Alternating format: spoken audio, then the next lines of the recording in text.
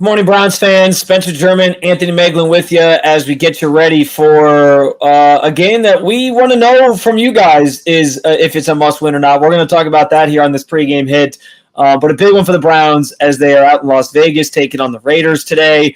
4:25 kick, that really weird, abnormal start time, which I know is an adjustment for everybody because Browns fans, they like their routine. They like getting up. They like tailgating. They like hitting the bars and, being maybe a little under the influence by about, 12 o'clock and then getting over to the stadium or consuming football wherever they consume football. No, that's right. No, this is a big one, man. This is it's a massive game this afternoon, and it's cool. It's been some of the videos and stuff you're seeing from Vegas and people traveling out to Vegas feels like it could feel a lot like Huntington Bank Field, where there's going to be a ton of Browns fans there today. So I'm excited to see it. I do think that's an interesting element to this game because ever since the Raiders moved to Vegas, I get the sense that just that stadium almost becomes like it's a tourist destination. It is the opposing team, their fan base gets to come in because it's, hey, a weekend in Vegas, let's go do it. And I don't know that they have like the fan base that they did back in Oakland, where that stadium, obviously an old stadium that needed to be redone, obviously, but the fan base itself was as loyal as it gets. And I just don't know that that's something that's there yet in Vegas. And so, this really could feel like a Browns home game today. First time this team's playing in Vegas. And everything I've heard, to your point, Anthony, is that there's a ton of Browns fans out there and there's a ton of people wearing orange.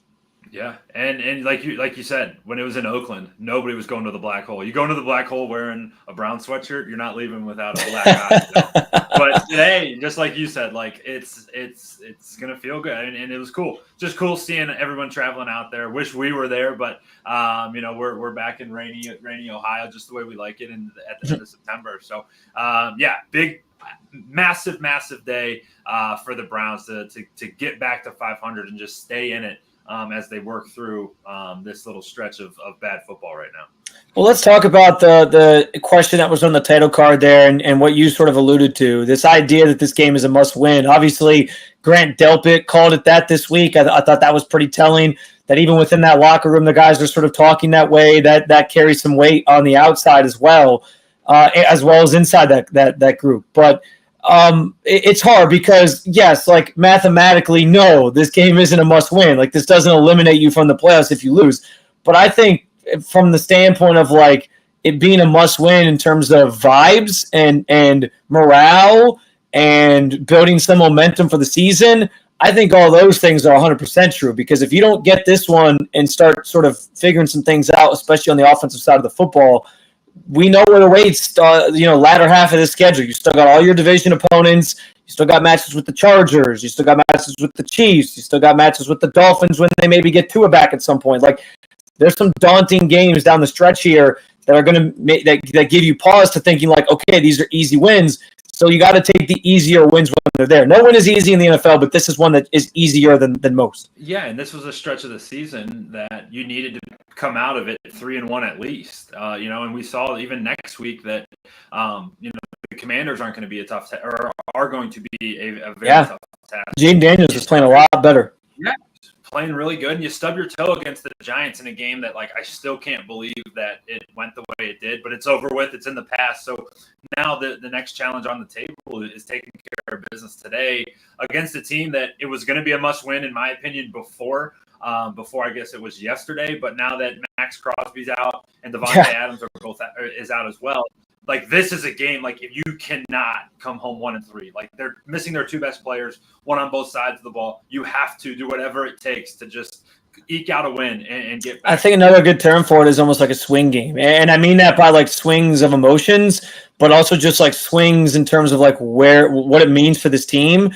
inside that locker room. Because, like, if they lose this game with the Raiders missing their two best players, I mean, it is going to be mass chaos on Monday, specifically from this fan base, in terms of trying to generate any sort of positivity. And it's going to be like sky is falling, season's over, that type of talk. So, you cannot come home 1-3 with a loss to this Raiders team that's missing their two most important players on that team. And Spence, even more to that point, you wrote about it this morning, but the report that came out that Nick Chubb's going to be practicing. Yeah. You come home 2-2, get a nice win today, and then boom, guess what? 24 is back at practice. I'm not saying he's going to play next week or don't know when to play yet, but the reports are that he's going to be back with the team, been with the team, but back playing football again. It's like, all right, now you can start seeing the trend start to go up. Maybe the offense looks a little bit better today. They start solving some of the issues that they've had, and then you get 24 back in the mix, and you're like, okay, there's a path here that we can if we get through the start of the season, that we can still be definitely in the mix towards this back half. Yeah, and for what it's worth, reporting on the Nick Chubb situation is that he'll be back at practice. Is not expected to play in Week 5 and is more so on like a mid-season return. But yeah, like just the presence of Nick Chubb back at practice, like that's something that will get these guys, feeling pretty good about things because of just what he means to that locker room, what he means to this team, what he means to this franchise, all those different things. On top of it being a motivating thing for the fan base as well.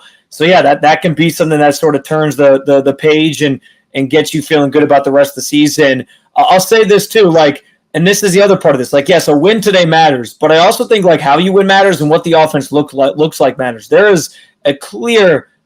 The Browns right now offensively are in an identity crisis, and the weirdest thing to me is that the things that worked for them in Week 2, the run game specifically, didn't really seem like it was even on the menu a week ago against the Giants, which was perplexing because they have one of the worst run defenses in football. And yet here you are not really relying on that thing that helped you win the game in Week 2. Every week it seems like there's a different thing that they're trying to – Week 1, there was some feeling out going on, but it was definitely a lot of throwing, and they were behind the sticks a lot, so maybe they couldn't run. Then Week 2, they did rely on the run game. They were doing a lot of these heavy sets, and there was more motion pre-snap. And the 3, it was less motion pre-snap. You weren't running the football again. I get week to week you change the game plan a little bit, but the pendulum swings between what they're doing week to week seems so drastic, and I just can't put my finger on one thing right now that they do well offensively. And there's a number of reasons for that. I don't want to say it's all Deshaun. I don't want to say it's all one thing. The offensive line has been bad. Deshaun has obviously had his struggles, and receivers are dropping passes left and right. So it's a compounding thing. But yes, I think this game could be the get-right situation that helps you figure out what you do well, and hopefully that establishes that moving forward. Whether it's the one run, whether it's the pass, it's probably going to be more so passing because that's what they want Deshaun to do, and this offense is built for him. But I do hope that today is a chance for them to kind of figure that out and finally get this thing going in the right direction offensively. Yeah, identity crisis is the perfect way to say it because you just don't know what this team is trying to do. Even if last week you come out and lose, but even if they did pound the rock 50 times, it's all right, this is what we're going to try to become. Or if you drop back, they just don't know what they're doing. They keep on this tug of war back and forth. It is a really good opportunity to just kind of settle it all down. I know we said this last week, but this week's an even better one where you should be able to handle this pass rush, even with a beat up offensive line. And Deshaun has to, at some point, he's got to start doing it. We're not running out of time, like you said. There's still a bunch of football left to be played, but the Steelers are going to keep winning. The other teams in the AFC are going to football again. It's got to start at some point. You got to turn this urgency up, and now this week would be a good week to do it. As we like to do, Anthony, let's get out of here with our prediction for this game. I actually, as you were finishing up there, had to pull up the article we put up, which you can find, by the way, at Cleveland Browns on SI or si.com/NFL/Browns. We do a preview and prediction piece each week where some of us on our staff go around, submit our predictions for the game. And I actually forgot what my score was. I had a different score originally, and then I changed it with the news of Devontae Adams and Max Crosby being out to be a lower score for the Raiders. So I will just tell you mine right now. I have the Browns winning 24-12. And Anthony, I'll kick it over to you. Yeah, so I thankfully, and I guess not thankfully, but was a little late on turning it in. But it was after the news had dropped that Max Crosby and Devontae Adams were going to be out. So my prediction, 21-10 Browns, a game that it's going to be – I'm hoping it's clean, and I sit here and I want it to be, hey, this offense looks the part. They start throwing it all over the park. They look good. They're running it, all the things. I don't know if that's going to be the case. I think that it's more of that grind it out type of a situation. They get the ball in the end zone a couple times and get out of Vegas 21-10 winners and just keep going forward, I guess, and keep trying to figure this offense out. Yeah, Raiders coming in with the third worst rushing defense in the NFL in terms of yards per game, and in a couple other categories. Their pass defense isn't much better. They're 10th worst with that clip in terms of allowing yards per game. But yeah, like the run game could be a staple today if Kevin Stefanski goes to it. We thought he was going to do that last week, and he didn't. So hopefully that's part of the game plan today because it's an easy area to attack and try to win this one. Yeah, and one of the things that I thought was really interesting from this week was Amari Cooper was talking about it. This was unrelated to what you said, but it just popped in my head. It's like someone asked him, this is his first time playing against the Raiders since he was an Oakland Raider. And he's like, they're like, hey, is this a revenge game? Like, how do you feel? And he's like, not really. He's like, I played in he goes, like, I played in Oakland. Like, this is a totally new team. Yeah. He goes, nobody on the staff, nobody on the roster is anybody I played with. I mean, he played with them 8 years ago. And it was cool to hear him talk about it. He's like, yeah, I loved my time in Oakland. It was awesome. You know, all the things, black hole, all that stuff. But he's like, yeah, this isn't a revenge game for me. It's going to be another game. It'll be cool to go against the silver and black again. But yeah, he goes, just another one as we'd expect from Amari Cooper. But just thought his perspective was pretty interesting on that. The thing I've noticed about Amari Cooper playing the Cowboys and the Raiders this year is that I don't think he really does revenge games. That's just not his thing. I don't know.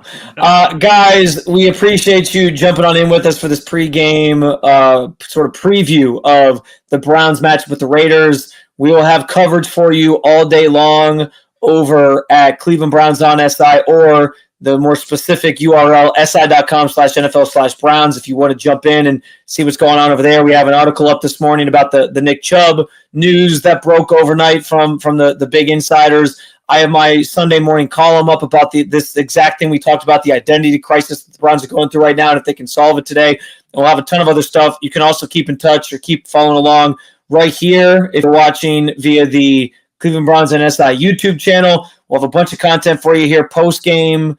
Not so much press conferences today, but definitely us talking about different things that happened in this one. And so we very much look forward to catching up with you guys at that point. Until then, keep on following along with all things Cleveland Browns with all of us here at Cleveland Browns on SI.